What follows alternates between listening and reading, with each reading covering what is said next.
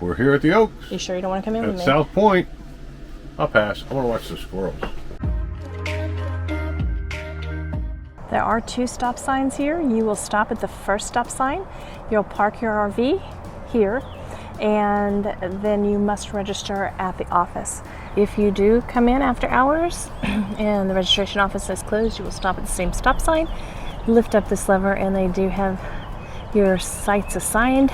You're going to cross this little area and register at the office. It's quiet. I got a friend waiting to go in the door too. The pool is currently closed, but they're working hard to get it open. It was supposed to be open by now, so. Let me move the truck. We're gonna reposition. So we moved Rocky to the front. We are here until Thursday. There's the sewer. Had to go up. All right. So we heard a pop. It's ready to slid up, so it's good. In case anybody asks. Yep. Very. And there's caterpillars everywhere. Soon there'll be butterflies everywhere. Yeah. It'll be beautiful. I don't know if you can see this, but to say caterpillars are thick here is kind of an understatement. They fall in your hair, and they're just everywhere. I clean this table off every day since we've been here. And check out my lily. The caterpillars love it.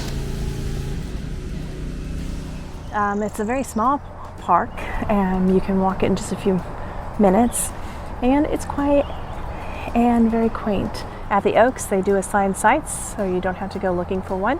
When you go into the office, they will have your site available for you. Once you get your registration, you will pull up to the second stop sign and follow the directions to go to your site. I can literally stand here and show you the end of the park. So if you want something small and quaint, the Oaks is for you. In this building, you're going to find the laundromat, the pool beside it. There are some showers. They also have the game room and meeting room in here. There is a basketball goal here, but seems to me they're using it for parking. At the front entrance, you can purchase firewood for $7 per bundle. And that's right outside the registration office. Also in the end of the building, you will find the bathroom and shower room that I was talking about. There are some rocking chairs at the front of the clubhouse. So if you want to relax, it's got a cool breeze coming through here today, so perfect day to just kind of rock and enjoy the cool breeze. That's also where they stack the packages, and they just leave them out, so check the pile of packages to see if you have anything. They do not charge here for them. Okay, it just sits at the door whether you come a day or two early and you pick it up. We have a little caterpillar here that has been checking out our mail. We're gonna go in and check out the clubhouse. They do have free Wi-Fi, and the password is on the wall as you go through the door. Going in the front door of the clubhouse, you'll find your golf clubs and golf balls and other equipment for outside games. In the sitting room, nice TV area, place for Wi-Fi. And they do have puzzles as well as books and a reading corner. They do have a pool table, but it looks like it's being used as a puzzle table right now. They do have a nice pool area. They had to do some maintenance on it, so hopefully it will be reopening very soon.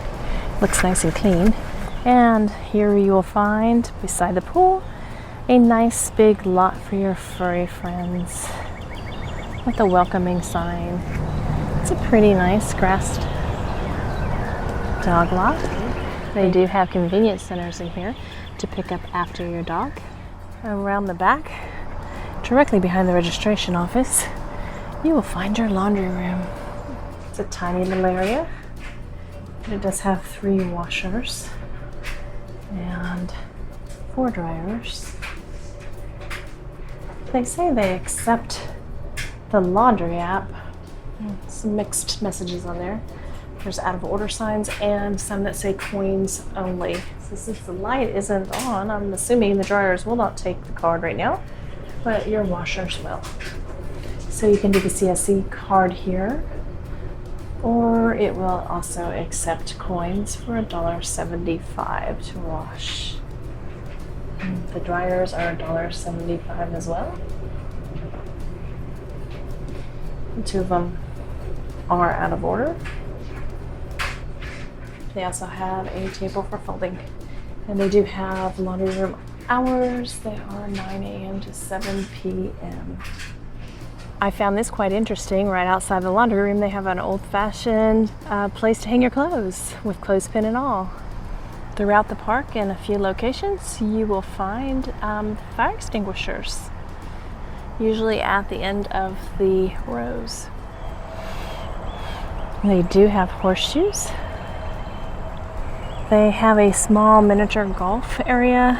It looks like the greenery does need to be replaced. They do have a volleyball net. It looks like it needs a little repair.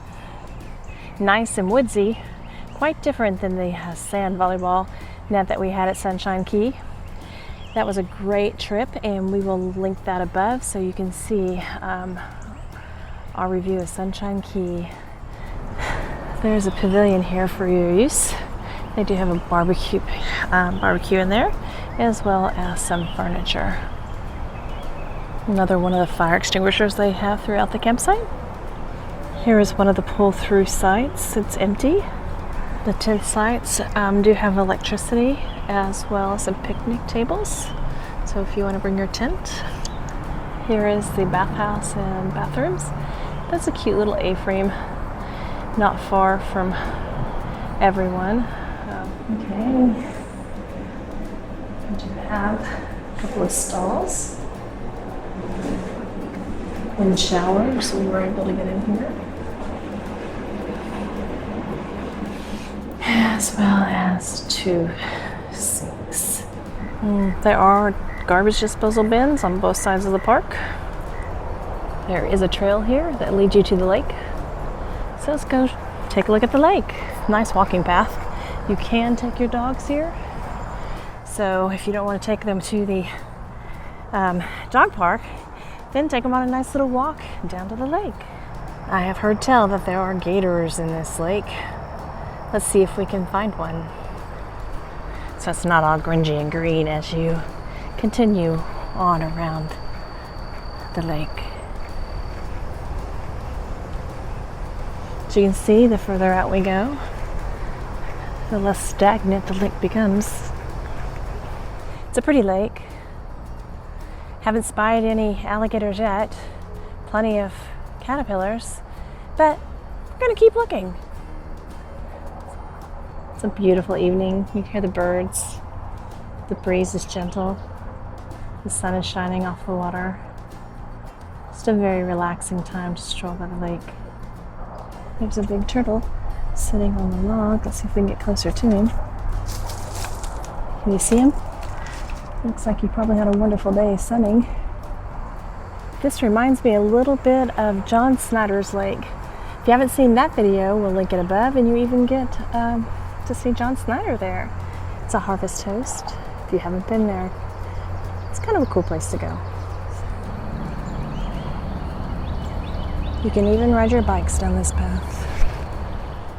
This may not be a big park, but this definitely is a very pretty park. Very serene. The clubhouse is amazing. The pool is pretty. I'm sure it'll be up and working soon. Nice hike to the lake. You are definitely not lacking for fire extinguishers here. They are trying to make some adjustments to some of the areas and put gravel down. I'm pretty proud. This is the road that we are parked on. They all look pretty flat. Here's another few empty spots. You could check them out for yourself. What are you doing? Putting in a 5-port USB charging station that runs off of 12 volts in the bedroom.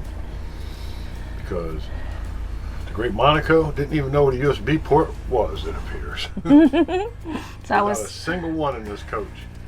Well, there are a few now. About where it is. there's any cables. But I'm going to cut thin. I got my very manly ice oscillating tool.